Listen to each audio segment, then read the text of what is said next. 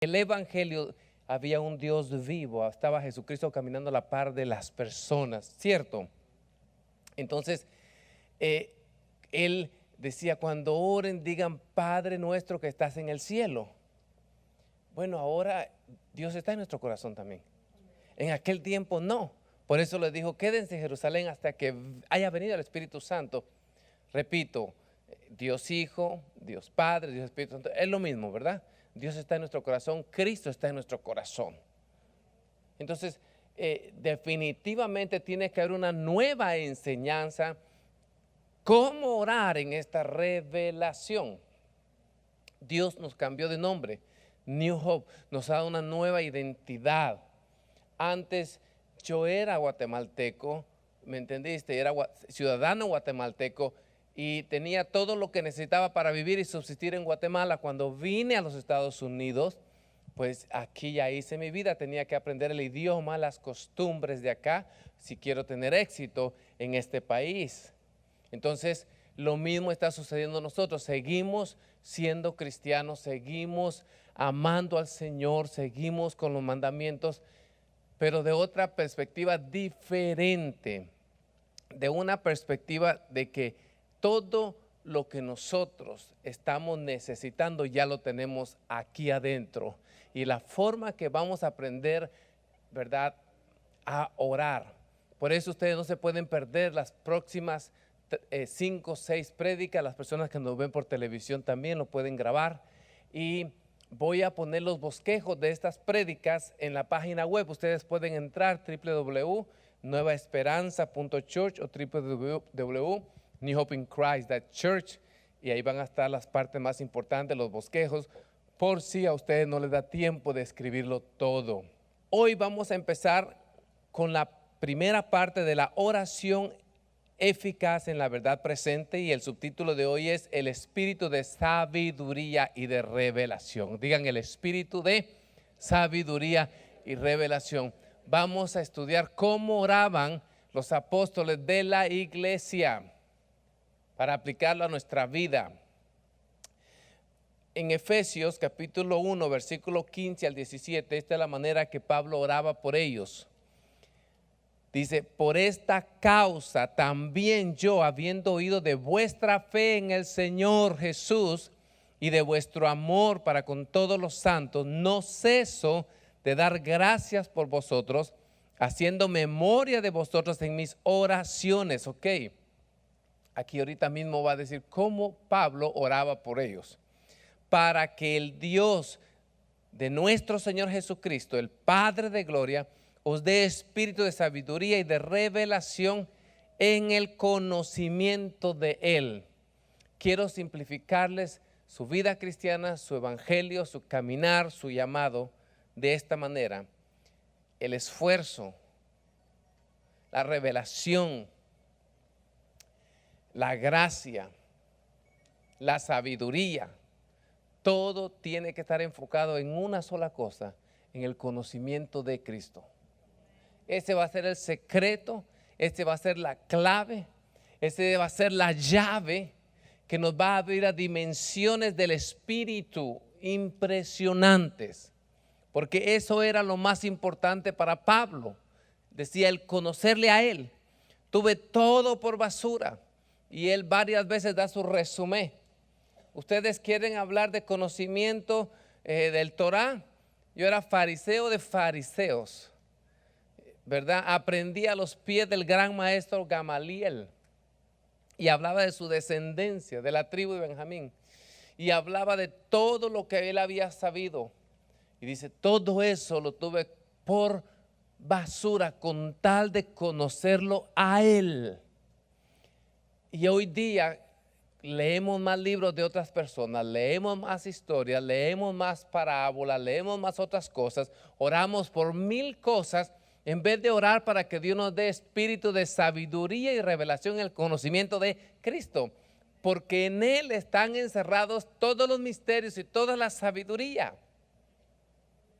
Y ahí es donde el Espíritu Santo entra, ¿verdad? Como un decodificador para hacernos comprender lo que ya tenemos adentro. Así les habló a los efesios. ¿Cómo les habla a los corintios? En 1 Corintios capítulo 1, versículo 24, dice, mas para los llamados, así judíos como griegos, Cristo, poder de Dios y sabiduría de Dios. Cristo, poder de Dios y sabiduría de Dios. O sea, está hablando de la misma persona en la misma línea. Cristo es poder y Cristo es sabiduría. ¿Y dónde está Cristo? En nuestro corazón. Entonces ya tenemos el poder y ya tenemos la sabiduría. Quiero aclarar algo. Se nos enseñó atrás, aprendimos que para alcanzar sabiduría teníamos que alcanzarla como las personas seculares, como las personas que no tienen a Cristo adentro, a través de estudios bíblicos, a través de los servicios, a través de seminarios, a través de congresos, a través de mucha lectura, a través de mucha memorización, a través de vivir y conocer muchos principios. Quizás alcanzábamos la sabiduría. Quiero dejarles saber hoy en este día que ese concepto está equivocado y es erróneo. Yo les exhorto a ustedes a que vengan a las clases del Instituto Bíblico, las clases del CEA, porque ahí estamos estudiando con lujo de detalle todo esto. Simplemente agarré un par de párrafos de la enseñanza del martes para complementarlo en esta prédica, pero ustedes vengan los martes. Si es cuestión de finanzas, no hay problema. Nosotros los ayudamos, los apoyamos, pero los martes es donde Dios está usando la herramienta para traer ese odre nuevo, para que Dios derrame de su vino nuevo. Para mí los martes hoy en día en los estudios bíblicos vienen a ser la columna, la médula de las enseñanzas. Desde ahí está brotando todas estas enseñanzas, todas estas prédicas, y ustedes pueden recibirlo desde la fuente, pueden escribirlo de donde nace. Amén. Entonces, la sabiduría en el reino de Dios no se alcanza a través del aprendizaje. La sabiduría en el reino de Dios no es algo que alcanzamos, sino que es algo que ya lo tenemos. ¿Qué decía Pablo a los Corintios? Que Cristo, poder de Dios y sabiduría de Dios. En otras palabras, para nosotros, para los hijos, la sabiduría es una persona, es Cristo. Y ya la tenemos, solo falta que vivamos en Cristo. ¿Sí? Entonces estamos aprendiendo que no somos personas en busca de algo externo, una bendición externa, un rompimiento externo, una manifestación externa, sino que somos hijos de Dios que estamos buscando expresar lo que ya poseemos, lo que ya tenemos. Por eso muy claro, Pablo escribió Cristo, poder de Dios y sabiduría de Dios. Dijimos el martes que la única manera de no ser religioso es alcanzando la sabiduría. La única manera de no ser religioso es alcanzando la sabiduría. Porque una persona religiosa sigue las cosas por tradición, sigue las cosas por repetición, sigue las cosas porque se siente bien en el alma, porque todos lo están haciendo. Y uno no sabe que es religioso hasta que la sabiduría de Dios empieza a manifestar en nosotros. Amén. Somos sabios por la naturaleza impartida en nosotros. Levanta tu mano derecha y di: soy sabio por la naturaleza impartida en mi corazón. ¿Qué naturaleza ha sido impartida en tu corazón? Cristo, la naturaleza de Cristo. Entonces miremos la diferencia entre el conocimiento y la sabiduría. Knowledge and wisdom, conocimiento y la sabiduría. Conocimiento está en el nivel de la mente, del alma, y tiene que ver, ¿verdad?, con conocer y entender cosas, comprensión, conocimiento. Pero la sabiduría es la aplicación de ese conocimiento. Imagínense ustedes que el conocimiento, nuestros hijos tienen conocimiento, ¿verdad?, que hay una bañera, que hay una tina, que hay un shower y que hay jabón. Pero nosotros tenemos que aplicar ese conocimiento muchas veces a puro regaño y grito para que se bañen. Ya tienen el agua, ya tienen el jabón, falta que lo apliquen. El conocimiento, ¿sí?, viene siendo eso, todo lo que ya necesitamos. Pero la sabiduría, la ventaja, la bendición se manifiesta cuando lo aplicamos, cuando lo llegamos a vivir. ¿Estamos acá? O sea, repite conmigo, sabiduría es la aplicación del conocimiento. Es la aplicación del conocimiento aplicado a tu vida en el tiempo correcto, aplicado en tu vida a la manera correcta. En otras palabras, hay un tiempo para todo. Hay un tiempo para hacer las cosas. Aún en nuestra edad hay tiempos para hacer cosas y hay tiempos que ya no es los años de hacerlo. Es como que si un día viene el ministro Marlon, ¿verdad? Y me dice, pastor, siento de Dios meterme un jaripeo, montarme un toro para que me mire mi amada. Y yo le digo, hijo, los tiempos de jaripeo y estar en un toro ya pasaron. Te bota un toro y te descalabra toro. ¿Me entiendes? Es un ejemplo un poco descabellado. Pero hay personas que ya de viejo quieren hacer cosas de adolescentes, ¿sí? Se dejan crecer el pelo, se ponen su arete, se compran su Harley Davidson, brum, brum. ¿Sí? Se ponen pantalones de cuero. Entonces hay un tiempo para todo. Lo mismo sucede, iglesia. ¿Han visto estas jovencitas de 13 años que andan con sus uñas así, con toda esa clase de peinado, todas pispiretas? Y jovencitas que no saben ni limpiar y ya quieren ser adultas, con tacones, con zapatos apretados. Tú las ves allá afuera y le dices, men, ¿dónde está su mamá? ¿Dónde está su papá? Va a llegar un tiempo donde van a desarrollar y donde van a poder vestir, ¿me entiendes? Pero no es el tiempo para esas cosas. Eso es sabiduría. Digan, sabiduría es el conocimiento aplicado en el tiempo y la forma correcta.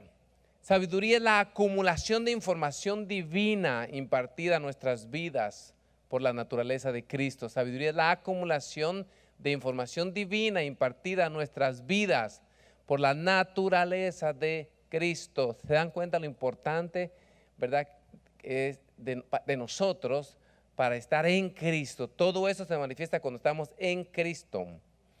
Tener sabiduría no nos hace sabios. Como que tuvieras la nevera llena de comida, pero tú no vas a la nevera, no vas al refrigerador, te puedes morir de hambre. Repito, tener sabiduría no nos hace sabios. Ser sabio es cómo nosotros decodificamos la sabiduría eterna que ya tenemos adentro.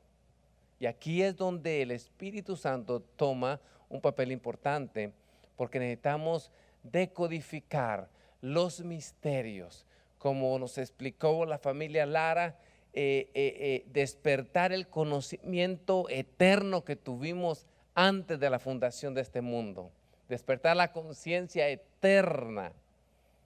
¿Sí? ¿Le ha pasado a ustedes que parece que habían hecho, déjà vu se llama, ¿no? Parece que habían vivido algo, ya habían estado en ese lugar y dice, wow, pero ¿qué está pasando? Esto ya lo viví y ahorita viene esto y ahorita viene mi esposa y me grita esto, pero ¿de dónde salió aquello? Déjà vu. All right. Entonces, tener sabiduría no es ser sabios cuando lo aplican. Hay personas que tienen todo el conocimiento de lo que se requiere para caminar en amor, pero caminan en odio, andan peleando con todo el mundo y nadie quiere juntarse con ellas, pero te dan tremendas cátedras y prédicas del amor. Hay gente que tiene mucho conocimiento y sabiduría de las finanzas, pero está quebrado porque no lo aplica a ellos mismos. ¿Te recuerdas la dieta hay un señor que se volvió multimillonario, Atkins Diet, y ¿sabe de qué murió? De un ataque al corazón y así de gordo. Búsquenlo. Entonces, él conocía todo lo que tiene que ver con dietas, pero no lo aplicó a su vida. Ser sabio es cuando aplicamos ese conocimiento, esa sabiduría a nuestra vida diariamente. Por ejemplo, ustedes van a tener conocimiento y la sabiduría de cómo orar efectivamente en la verdad presente. Pero si no lo aplican, no les va a servir de nada. Tenemos conocimiento de lo que es la adoración, pero si venimos tarde y no adoramos, no nos sirve de nada. ¿Estamos acá? ¿Cómo se mide la sabiduría en las personas? Se mide por el progreso. Un sabio siempre va a progresar. Un sabio siempre va a mejorar. Un sabio siempre va a caminar, va a crecer, va a madurar, va a obtener resultados. ¿Cómo se mide la sabiduría? Se mide por el progreso. Indudablemente, donde hay progreso hay sabiduría. Y nosotros necesitamos la sabiduría de Cristo para entender lo que ha sido revelado en nosotros. Pablo escribe a los Efesios en el capítulo 3, versículo del 3 al 5, dice que por revelación me fue declarado el misterio, como antes lo he escrito brevemente, leyendo, lo cual podéis entender cuál sea mi conocimiento en el misterio de Cristo, misterio que en otras generaciones no se dio a conocer a los hijos de los hombres, como ahora es revelado a sus santos apóstoles y profetas, digan, por el Espíritu.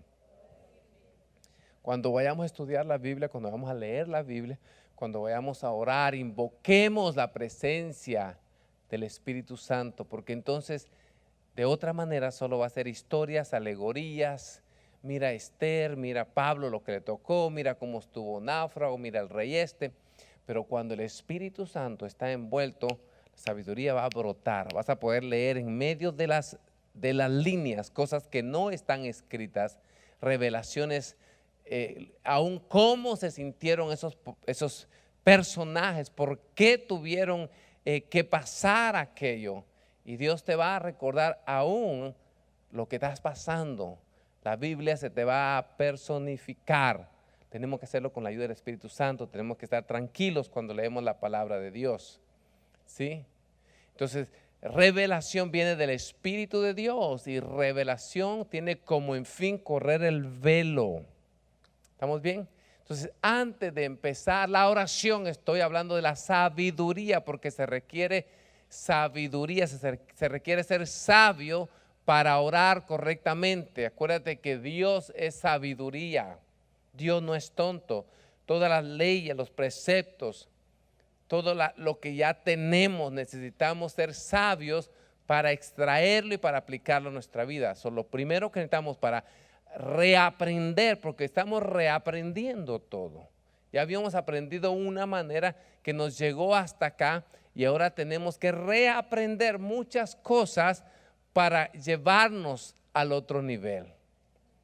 Vamos a hablar de 5 condiciones básicas para decodificar la sabiduría ya impartida. 5 condiciones básicas para extraer lo que ya tenemos. ¿Ves? Porque si lo hacemos a la manera humana, no lo vamos a lograr. Como que si yo le digo a José, yo sé que en Texas hay petróleo, te voy a dar una pala para que empieces a excavar y sacar el petróleo. Nunca vas a extraer el petróleo. Necesitas, ¿verdad?, herramienta especial para extraer ese petróleo. Hay más que petróleo en nosotros a través de Cristo Jesús. Y necesitamos, ¿verdad?, el conocimiento de cómo extraerlo. Número 1, 5 condiciones básicas para decodificar la sabiduría ya impartida por el Espíritu Santo. Número 1, necesitamos un espíritu abierto,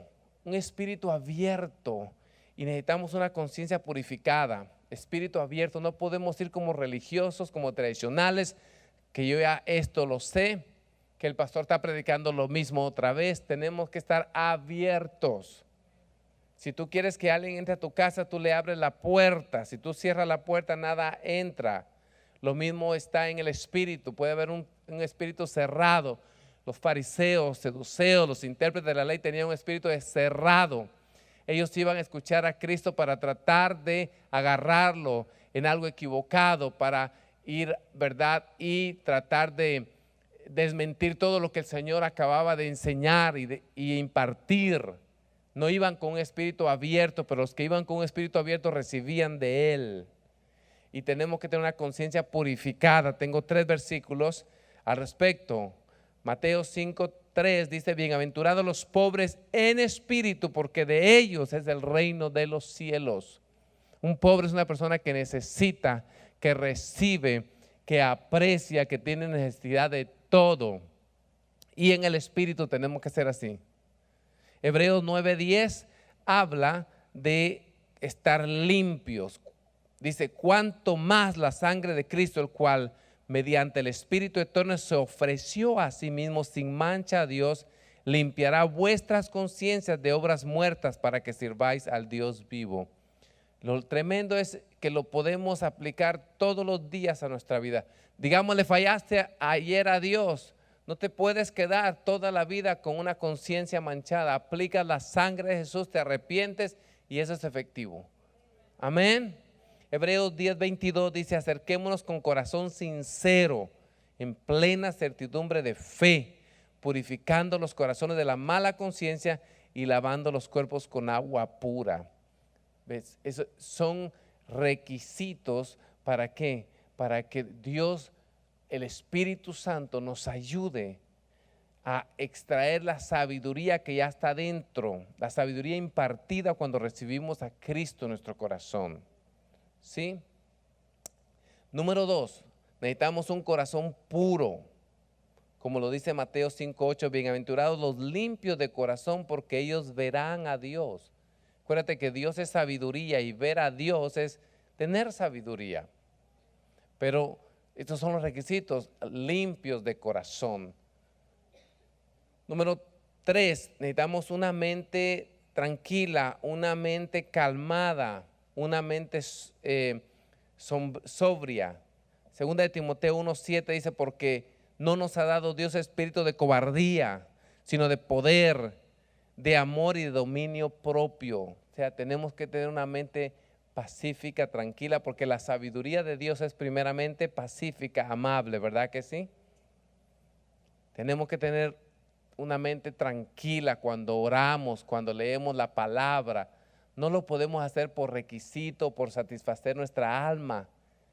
Tenemos que darle al Señor. Por eso no es que haya mejores tiempos para orar, pero yo prefiero en la mañana porque estoy tranquilo, estoy fresco. Hay personas que no empiezan a despertar hasta las 9, 10 de la mañana, su mente. Bueno, no ores en la mañana entonces, porque va a estar dormido, va a estar hablando cosas incoherentes. Incoherencia. Algunos de ustedes están más coherentes por la noche, pues oren en la noche. Cada uno se ajusta a los ciclos de su vida, ¿verdad? Pero sí hay que estar con un corazón puro, con una mente calmada, con amor verdadero. Número 4, Juan 14:21. El que tiene mis mandamientos y los guarda, ese es el que me ama. Y el que me ama será amado por mi Padre, y yo le amaré y me manifestaré a él. Necesitamos un amor verdadero. Y número 5, una voluntad sumisa. Juan 7:17. El que quiere hacer la voluntad de Dios conocerá si la doctrina es de Dios o si hablo por mi propia cuenta. ¿Ves? Tenemos que ser unas personas sumisas, sometidas a Dios, a las autoridades de Dios. Y eso, iglesia, nos va a ayudar a tener la sabiduría, como dice Pablo a los Efesios en el capítulo 1 del 18 al 23. Dice: alumbrando los ojos de vuestro entendimiento para que sepáis. Esto es muy importante, digan para que sepáis. O sea, Dios quiere que tengas esa sabiduría, que camines en esa sabiduría, para que sepáis cuál es la esperanza a que Él os ha llamado y cuál es la riqueza de la gloria de su herencia en los santos y cuál es la supereminente grandeza de su poder para con nosotros los que creemos, según la operación del poder de su fuerza, la cual operó en Cristo, resucitándole de entre los muertos y sentándolo a la diestra en los lugares celestes, sobre todo principado y autoridad y poder y señorío y sobre todo nombre que se nombra, no solo en este siglo, sino también en el venidero, y sometió todas las cosas bajo sus pies y lo dio por cabeza sobre todas las cosas a la iglesia, la cual es su cuerpo, la plenitud de aquel que lo llena en todo. My God, Pablo agotó todo el idioma griego en este versículo.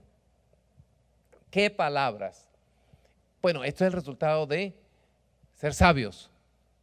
Este es el resultado de tener luz en el entendimiento y poder ver claramente lo que Dios quiere en nuestras vidas y para nuestras vidas. Por eso primero es la sabiduría. Y quería introducir la oración del Nuevo Testamento pidiendo y caminando primeramente en sabiduría para no pedir lo que ya tenemos, para no pedir mal, porque la Biblia dice, ustedes, Santiago dice, piden, pero piden mal. Tal vez estaban orando como oraba Esdras, como oraba Josué, como oraba Abraham. Y Santiago les dijo, ustedes piden y no obtienen porque lo que están pidiendo ya lo tienen. Miren cómo es el cristiano pentecostés normal, tradicional, el 98% de los cristianos allá afuera. Y no lo estoy juzgando, no habían tenido esta revelación. Es como que si tengan hambre, tengan frío, ¿sí?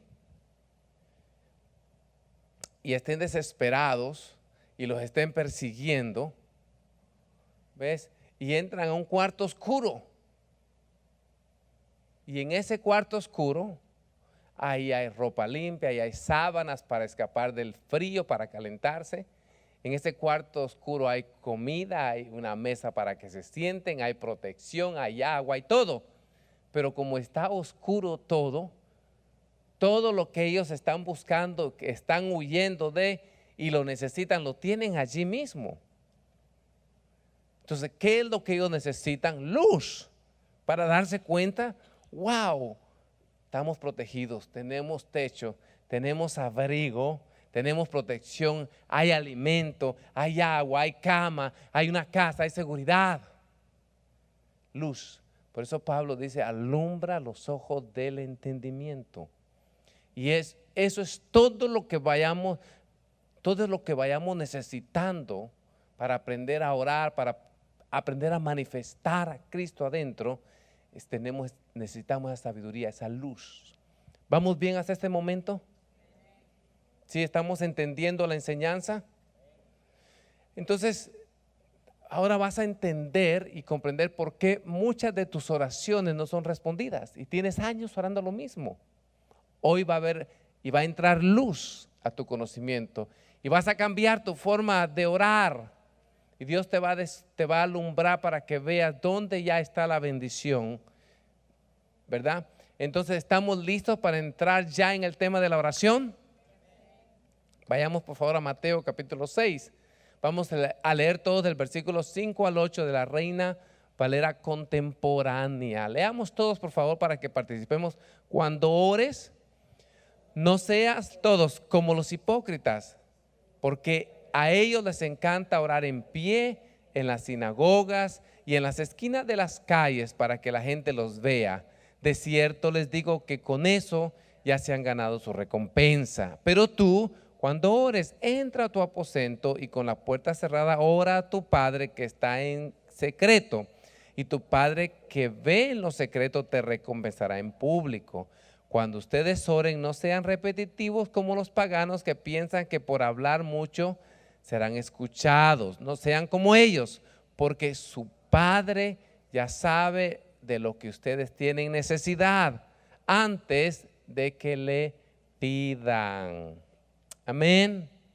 Entonces, por favor, los que toman nota, los que se lo memorizan en su corazón, un principio general y de permanencia en la oración es la intención con la que oramos o la motivación. Mira lo que estamos poniendo como principal. El principio general es la motivación que oramos. Tal vez para ustedes esto no hace mucho sentido, pero cuando terminemos esta prédica va a hacer mucho sentido. Número 1, cuando vayas a orar, la motivación o la intención de tu oración.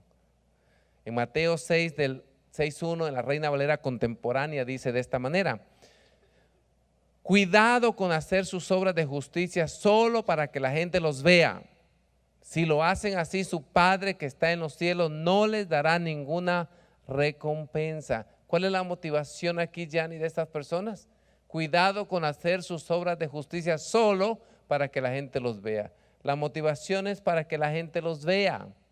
¿Ves? Si lo hacen así, su Padre que está en los cielos no les dará ninguna recompensa. ¿Por qué no le va a dar ninguna recompensa?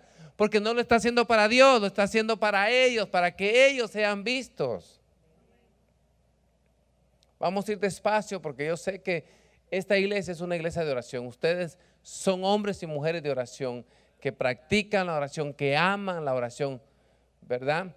Por eso cuando estábamos leyendo Mateo 6:5 dice, cuando ores, no le está hablando a una iglesia que no ora. Es como decir, cuando comas, lávate las manos. Todos comemos, ¿verdad? 2 o 3 veces al día, algunas veces más, ¿no? Cuando ores, se supone que todo cristiano tiene que orar, ¿right? Voy a repetirlo, se supone que todo cristiano tiene que orar. Thank you. Y si no lo oras, arrepiéntete. Si no estás orando, que Dios tenga misericordia de ti. Entonces vamos a ver 4 principios secundarios de la oración. Número 1, la vida cristiana es siempre un asunto de equilibrio. Equilibrio. Tenemos que estar pendientes que la gente vea nuestras buenas obras. No es hacer solo cosas para que la gente nos vea a nosotros, sino que vea, ¿verdad?, nuestras buenas obras, no nosotros. Por sus frutos, ¿qué? Los conoceréis. Tenemos que orar equilibradamente, más bien que nos conozcan por lo que obramos, no por lo que hablamos. Número 2, la decisión más importante siempre será entre agradarse a sí mismo o agradar a Dios. Por eso Jesús enseñó directamente, no oren como los hipócritas, ¿sí? La decisión más importante va a estar entre agradarme a mí mismo o agradar a Dios. Por favor, memorícense eso cuando vayas a orar. Me voy a agradar a mí mismo. La oración va a ser para yo sentirme bien. La oración va a ser para hacer mi voluntad, para que Dios me dé lo que yo quiera, para estar tranquilo, o la oración va a ser para agradar a Dios. Número 3, el problema central de la oración es el pecado del orgullo. ¿Se recuerdan los fariseos? ¿Se recuerdan esa gente que ora en las sinagogas en voz alta, que ora en las calles? El problema de ellos es el orgullo. Saben orar, pero meten el yo. Y hay que tener mucho cuidado cuando uno ora en las casas de paz, cuando abre la oración en la iglesia, cuando se ora la oración de intercesión de madrugada. Hay que tener mucho cuidado cuando nos dan el micrófono. Hay que empezar con humildad. Aun cuando estás orando por otra persona en el hospital, hay otros cristianos, ¿ves? Hay que tener mucho cuidado con eso. Tenemos que hacerlo con mucha humildad, no para levantar el yo, no para que digan qué tremendo, cómo ora, cómo se sabe versículos bíblicos, cómo infla la voz, cómo saca una voz de predicador pentecostés cuando ora. Mucho cuidado, Jesucristo está dándonos, ¿verdad?, un warning, un aviso. No oren de esta manera. ¿Por qué? Porque esa es la manera que oraba Israel. Y sus oraciones no estaban siendo oídas. ¿Por qué? Porque Jesús descendió del cielo. Jesús miraba que esas oraciones rebotaban. Jesús sabía cuáles eran las oraciones que traspasaban el tercer cielo y nos dio la clave. Y yo voy a aprender esto, yo lo voy a aplicar porque yo quiero que mis oraciones lleguen. Amén. Entonces, mucho cuidado con el pecado del orgullo. Y lo más importante en esta vida es tener en cuenta nuestra relación con Dios.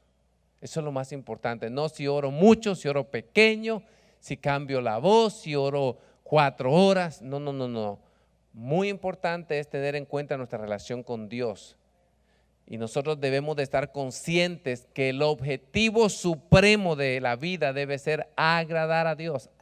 ¿Qué decía Pablo? ¿Somos agradadores de hombre o somos agradadores de Dios? Tenemos que tener cuidado con eso. Todo eso tiene que ver con la oración. ¿Qué estamos haciendo? Estamos sacando todo lo malo, lo negativo, todo lo que puede eliminar nuestra oración, sacando el yo, sacando el humanismo, sacando el orgullo. ¿Para qué? Para que las oraciones sean espirituales, porque van dirigidas a un Dios que es ¿qué? Espíritu. Y es verdad, nuestras oraciones tienen que ser espirituales, pero también tienen que ser en verdad. Tienen que ir con corazón puro, como acabamos de leer. ¿Estamos bien hasta acá? Tenemos que estar conscientes de lo que queremos hacer es agradar a Dios, y también tenemos que siempre estar conscientes de la presencia de Dios. Les aparecen cosas muy simples, pero si las aplicamos vamos a empezar, ¿verdad?, a llevar una vida de oración totalmente efectiva, y sus vidas van a cambiar. La forma en que oren, ustedes van a obtener resultados en la oración, ¿sí? El objetivo supremo de tu vida debe de ser agradar a Dios. Debes de vivir una vida donde tú estás consciente de la presencia de Dios, porque Dios es omnipresente, ¿sí? Y mucho cuidado con el pecado del orgullo, porque se va a entronar en la oración. Mucho cuidado, dejar el orgullo, sobre todo cuando ya tenemos confianza, cuando hemos perdido el temor a orar en público, cuando ya perdimos el temor al micrófono, y el orgullo muy bien se puede meter en la oración, ya elimina toda nuestra oración, ¿sí? Muchas veces pensamos en el pecado, en las cosas bajas que hacen las personas. Mira un borracho, mira un ladrón, qué pecador. Pero el borracho, el que roba, el que comete pecados que nosotros podemos decir bajos, realmente si lo miramos de cerca, esa no es la esencia del pecado, esa es la manifestación del pecado. Son manifestaciones del pecado. El pecado es pecado y causa el mismo efecto en todos. Entonces, el error más grande, ¿verdad?, es pensar el pecado en función de actos. Hay actos que parecen más repugnantes y dice, wow, pero ¿qué me dicen del pecado del orgullo? Cuidado con el orgullo, porque la fortaleza del pecado es el orgullo. El orgullo es como meterle B12 al pecado, se hace fuerte. Y eso es lo primero que Jesucristo atacó a los fariseos cuando estaban orando. ¿Estamos bien hasta acá? Hablemos un poco del enfoque erróneo de la oración. La oración errónea se enfoca en sí mismo. Por eso Jesús dice, cuando ores no seas como los hipócritas, porque a ellos les encanta orar en pie y en las sinagogas y en las esquinas de las calles para que la gente los vea. ¿Ves? La oración errónea es aquella que se enfoca en sí misma. Entonces, no cometamos el error de enfocar la atención en nosotros que estamos orando, sino que la atención tiene que estar enfocada en aquel en el cual estamos invocando. ¿Sí? Según Jesús, las personas que estaban orando de pie en las sinagogas y las que estaban orando en las esquinas, era simplemente para que lo vean, para que digan, wow, qué espiritual es este tipo, ¿sí? Y el Señor Jesucristo fue lo primero que nos dice a nosotros. Y habla, iglesia, de aquellas personas que se ponen en los lugares más visibles, en una esquina, pararse en pie de una sinagoga. Lo que están haciendo es llamarse la atención para ellos, ¿sí? Entonces, la oración errónea es la que se enfoca en sí mismo. Número 2, la oración errónea es la que se enfoca en lo mucho que oré o en la forma que oré. Me recuerdo uno de los intercesores en uno de los de las reuniones que yo iba, le preguntó a Cash Luna que cuánto tiempo oraba, porque este era un intercesor pagado y oraba 4 horas al día. Inclusive Cash Luna lo dijo en público y dijo, no le contesté a esta persona, porque si digo tantas horas, me va a calificar lo que soy por lo mucho, por lo poco que oro. Y eso está equivocado. Sobre todo los intercesores que tienen la facilidad de orar largos tiempos, ¿verdad? Continuos, porque tienen el don de intercesión. Vamos a hacerlo, pero vamos a hacerlo de la manera correcta. El enfoque no está en las horas, ni tampoco en la forma que yo lo hago. ¿Estamos bien? Por eso Jesucristo dice, cuando oren, no sean repetitivos como los paganos, que piensan que por hablar mucho serán escuchados. La Reina Valera contemporánea dice, no sean repetitivos. La Nueva Versión Internacional dice, no hablen por hablar. La Nueva Traducción dice, no usen muchas palabras, no parloteen de manera interminable, dice la NTV. La Reina Valera 60 dice, no uséis vanas repeticiones. La Biblia de las Américas dice, no uséis repeticiones sin sentido. Dios habla hoy, dice, no repitan ustedes palabras inútiles. La traducción Palabra de Dios para Todos dice, no alarguen demasiado su oración. Wow, eliminó todo el pentecostalismo que aprendimos antes, ¿verdad? Ustedes se recuerdan un video que yo les pasé un día porque me lo mandaron a mí, de un niño que simplemente quería que su papá le comprara un helado. Y dice, oh amantísimo Padre, tú que trabajas desde la mañana hasta la noche y que sudas y que eres un obrero fiel, tú que eres un buen nutridor y un sustentador de la casa, que con el sudor de tu frente te ganas cada centavo. Oh papito lindo, oh papito precioso, ¿me puedes comprar un helado? Y el papá le dice, oye, pero ¿para qué tanto todo eso repetitivo, muchas palabras, parlotear, van a repeticiones sin sentido, palabras inútiles? ¿Para qué hace la petición tan larga? Y el hijo le dice, papá, porque esa es la manera que tú le pides a Dios las cosas.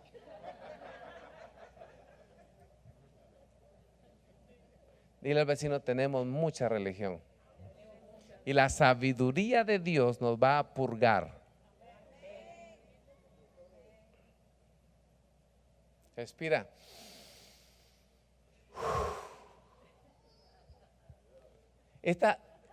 Esta serie voy a tratar de enseñar para que vayamos aprendiendo juntos cómo orar y lo apliquemos el resto de nuestras vidas. Porque la oración es una llave, es una clave, es una avenida, es una forma eficaz de cómo comunicarnos al Padre, de cómo pedir al Padre. Y ahora que yo estaba estudiando la oración, yo dije, wow, qué impresionante. Si no se nos enseña a comunicarnos correctamente con nuestro papá, ¿verdad que sí, jovencitas? Si no se nos enseña a comunicarnos, si no estamos en el teléfono cuando el pastor está predicando, entonces nosotros vamos a obtener una comunicación fluida. Qué lindo aquella persona que se sabe comunicar, que sabe entrar, que sabe pedir. Hay personas que llegan a la oficina y ellos mismos, antes de pedir algo, ya se dispararon en el pie. Y hay otras que llegan con una destreza que yo ya iba preparado para decirles no y le termino diciendo que sí.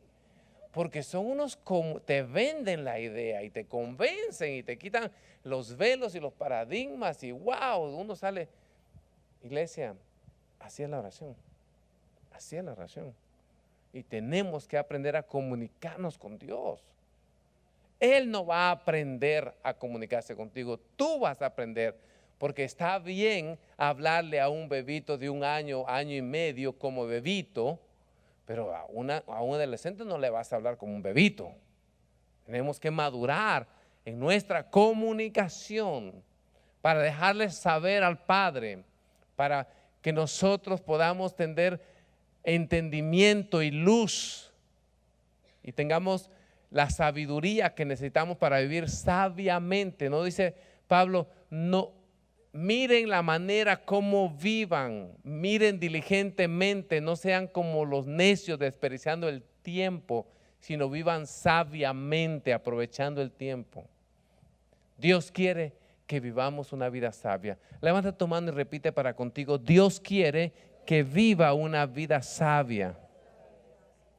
Ya tienes todo lo que necesitas adentro para ser sabio.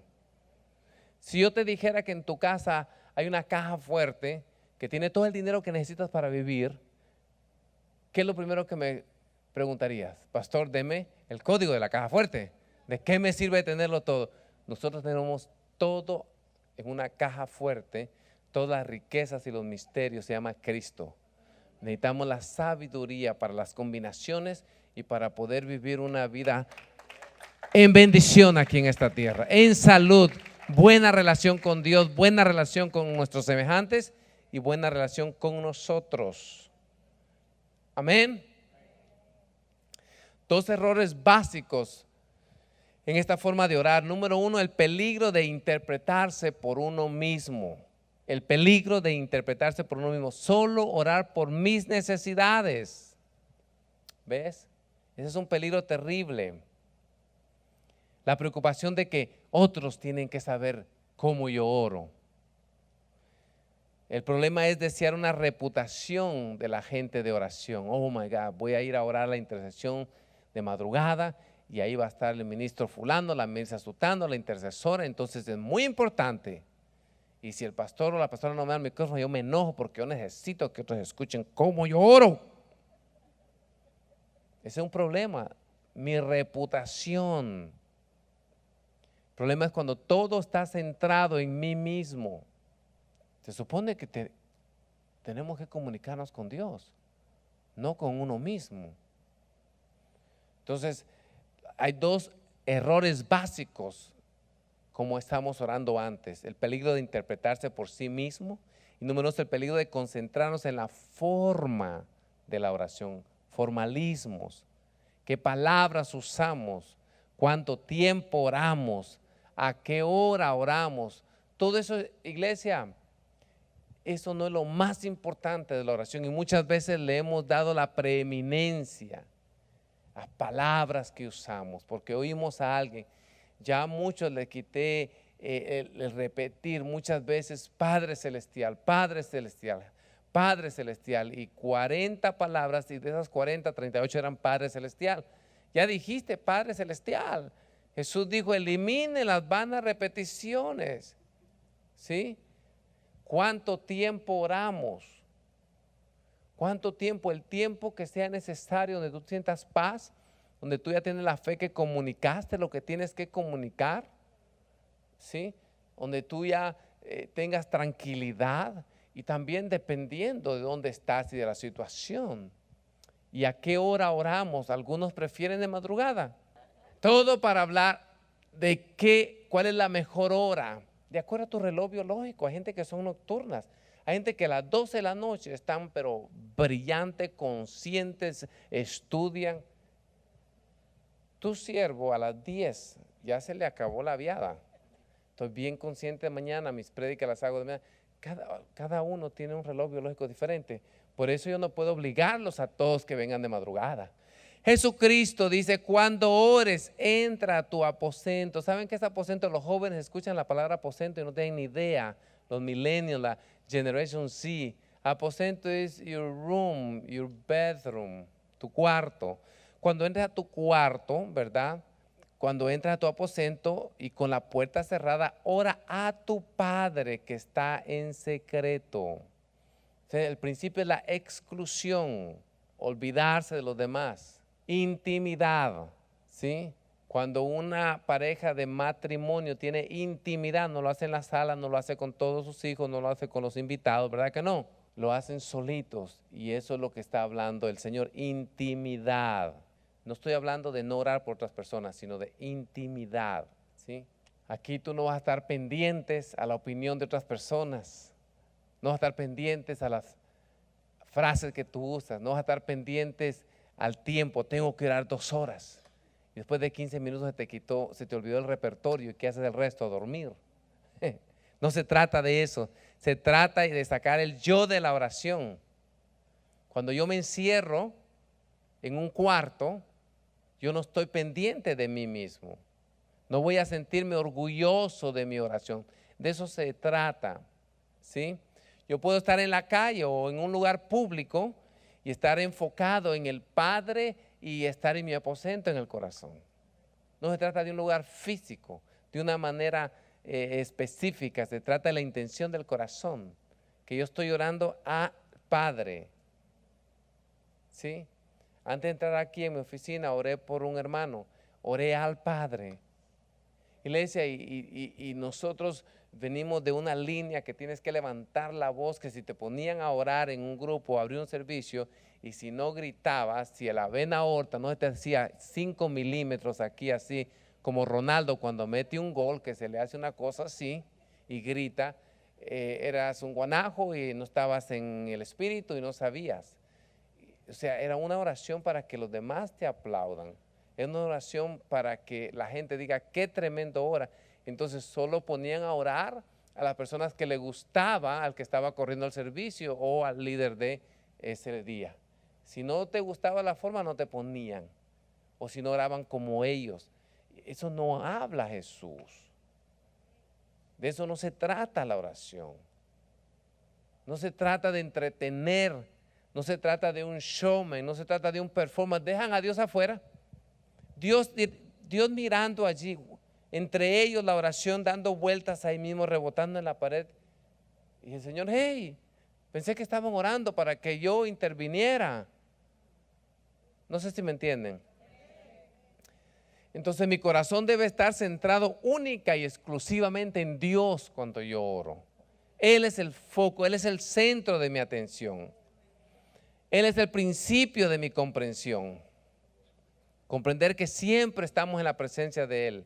Comprender quién es Dios, que Él todo lo puede, que Él todo lo sabe, que Él es el gran Dios eterno. Tenemos que comprender que oro a mi Padre. No soy un mendigo. Mi Padre sabe cuáles son mis necesidades. Él me llama hijo. Él sabe cómo suplir mis necesidades aún antes de que yo se las pida. Él tiene contados los cabellos de mi cabeza. Hello. Eso significa orar con una mentalidad de hijos. ¿Ves? Puedo estar, nos asegura que nada nos puede suceder sin que Él lo permita. Nos dice que Él es poderoso para hacer todas las cosas mucho más abundantes de lo que pedimos o entendemos. No es cuestión de matemática, es cuestión de relación. Tenemos que aprender a orar, iglesia. Tenemos que aprender a orar. Y tenemos que orar en confianza. El principio de la confianza. Incluir al Padre con la confianza de un niño. Si tú pides desconfiado a ver si Dios me lo da, eso es jugar a lotería. Eso no agrada a Dios. Tienes que pedir con confianza. Necesitamos una fe infantil. Yo no tengo que convencer a Dios para que me bendiga. Ya hemos estudiado mucho que Él ya nos bendijo. ¿Ves? No tengo que torcerle a Dios el brazo para que haga lo que yo quiero. Muchas veces oramos, muchas veces ayunamos para ver si le torcemos a Dios el brazo. Tenemos que orar sin temor. Conclusión, tengamos cuidado con el pecado de orgullo al orar. Tengamos cuidado con el pecado de la religiosidad al orar y tengamos cuidado cuando oremos de no orar como esclavos o mendigos, sino orar como hijos.